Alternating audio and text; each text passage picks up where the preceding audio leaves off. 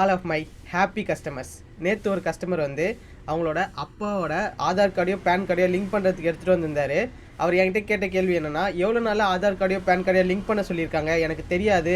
நான் ரீசெண்டாக எங்கள் அப்பாவோட ஃபிக்ஸட் டெபாசிட்டை எடுக்கிறதுக்காக பேங்க்குக்கு போயிருந்தேன்.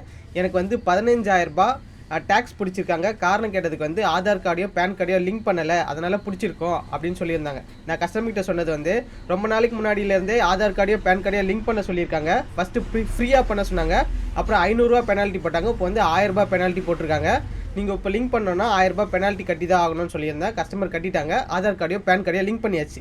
இதை நீங்கள் தெரிஞ்சிக்க வேண்டிய விஷயம் என்னென்னா, உங்களோட ஆதார் கார்டோ பேன் கார்டும் லிங்க் ஆகிருக்கான்னு ஃபஸ்ட்டு பார்த்துக்கோங்க. லிங்க் ஆகலைன்னா கண்டிப்பாக லிங்க் பண்ணிக்கோங்க. ஏன்னா ஏதாவது ஒரு வகையில் உங்களோட சேலரியாக இருந்தாலும் சரி, இல்லை ஃபிக்ஸட் டெபாசிட்டாக இருந்தாலும் சரி, வேறு ஏதாவது ஒரு ப்ராசஸில் உங்களுக்கு வந்து டேக்ஸ் போடுறதுக்கு சான்சஸ் ரொம்ப ரொம்ப அதிகம். அதனால் உங்கள் ஆதார் கார்டையோ பேன் கார்டையோ லிங்க் பண்ணலைன்னா லிங்க் பண்ணிக்கோங்க. லிங்க் பண்ணி இருக்கான்னு ஒரு வாட்டி செக் பண்ணிக்கோங்க. உங்களோட ஆதார் கார்டையோ பேன் கார்டையோ லிங்க் பண்ணணுன்னா நீங்கள் தமிழ்நாட்டில் எந்த மாவட்டத்தில் இருந்தாலும் சரி, நீங்கள் கண்டிப்பாக நேரில் வர வேண்டிய அவசியம் இல்லை.